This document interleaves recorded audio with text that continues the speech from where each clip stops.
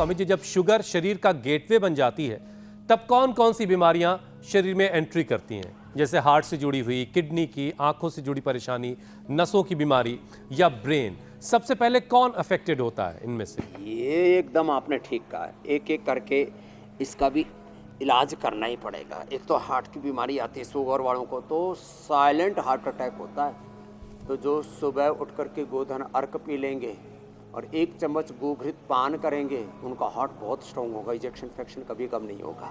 फिर जो अर्जुन की छाल दालचीनी पी लेंगे, कभी उनका खून गाढ़ा नहीं होगा, ब्रेन स्ट्रोक हार्ट अटैक नहीं आएगा। उनके जो है हार्ट की नस नाड़ियों में थक्के नहीं जमेंगे, ब्लॉकेज नहीं आएंगे, हार्ट इलाज भी नहीं होगा, हार्ट की धड़कन भी ऊंची नीची नहीं होगी। फिर भी किसी को आ गया तो कार्डियोग्रिट खाली पेट हृदयामृत खाने के बाद अर्जुन अरिष्ट या अर्जुन घनवटी, तो इससे हार्ट के ब्लॉकेज रिवर्स हो जाते हैं। अर्जुन की छाल दालचीनी भी पिलाते हैं।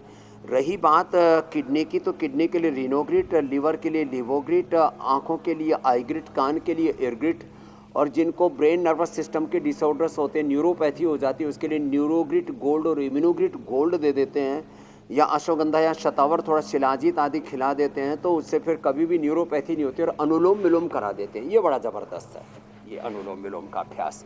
तो न्यूरोपैथी के लिए अनुलोम विलोम, ये आँखों के लिए भी बड़ा अच्छा है। और आँखों के लिए आंवला और गाजर, आंवला और गाजर का जूस भी पी सकते हैं डायबिटीज़ वाले भी, ये जूस उनके लिए भी अच्छा है आँखों के लिए।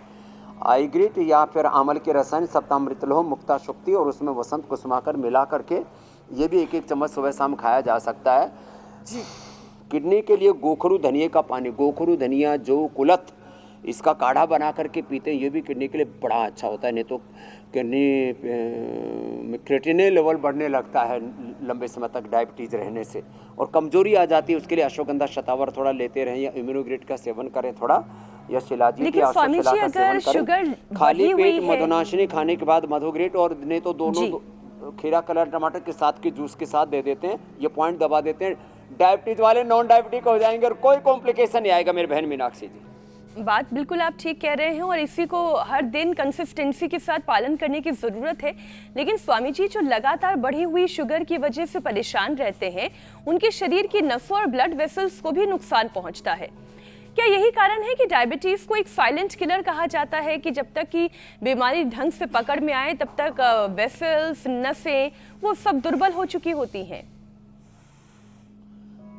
सब नस नाड़ियों को अच्छा रखने के लिए सबसे अच्छा है, एक तो मोरिंगा का प्रयोग करो। मोरिंगा की टैबलेट भी आ गई हैं वैसे, और ये नाम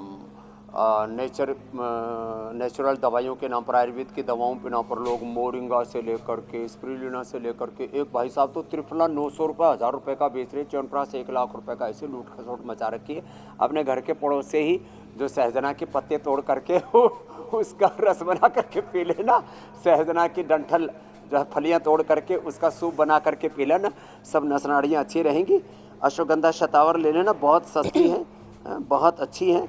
तो ये पहले तो एलोपैथी वाले ब्रांडिंग के नाम पर लूटते थे, अब ये आयुर्वेद वालों ने भी लूट खसोट मचा दी, इतना प्रचार कर दिया इंडिया टीवी ने कि कुछ लोग उसका दुरुपयोग कर रहे हैं। तो भाई छोटी छोटी चीज़ें, अश्वगंधा है, शतावर है, शिलाजीत है, मोरिंगा है, कहाँ नस नाड़ियाँ कमज़ोर हो जाएंगी। तो आप और बाकी अनुलोम विलोम प्राणायाम कर लो, घर का ही जो है दूध दही घी आदि का इस्तेमाल करो, गेहूं चावल कम करके, और मिलेट्स का सेवन ज़्यादा करो, रागी। और स्वामी जी, अब तो हमारे दर्शकों को अब तक ये समझ में आ गया होगा जितना मिलेट्स का सेवन कि सूरज की रोशनी, शुगर और ज़िंदगी से जुड़े जो गाने बाने थे, वो ये रिश्ता क्या कहलाता है, पूरी कहानी समझ में आ गई होगी। लेकिन कुछ भी बाकी है, थोड़ी बहुत चीज़ें। स्वामी जी, मोटापा और डायबिटीज़ का रिश्ता भी बड़ा गहरा है, तो क्या पेट की चर्बी ही इंसुलिन रेजिस्टेंस की फैक्ट्री बन जाती है?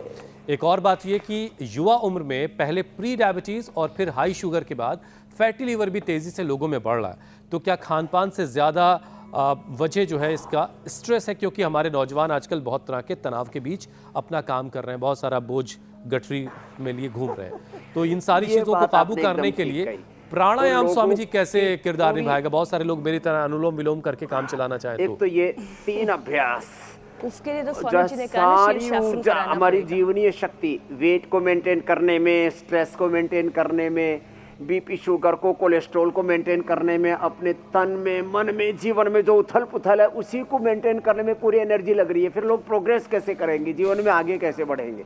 इसलिए ओबिसिटी वाले तो मेरे दोहर वेट को लौकी पेठे का जूस आदि, अश्वगंधा के पत्ते आदि या गोधन अर्क आदि ले लेना या अभ्यास कर लेना और एकदम परफेक्ट हो जाएंगे, बॉडी शेप में आ जाएगी। जैसे चाहे वैसे अपने तन मन को, जीवन को आकार दे सकते हैं। मैं कहता हूँ हम अपनी प्रतिभा खुद घड़ते हैं।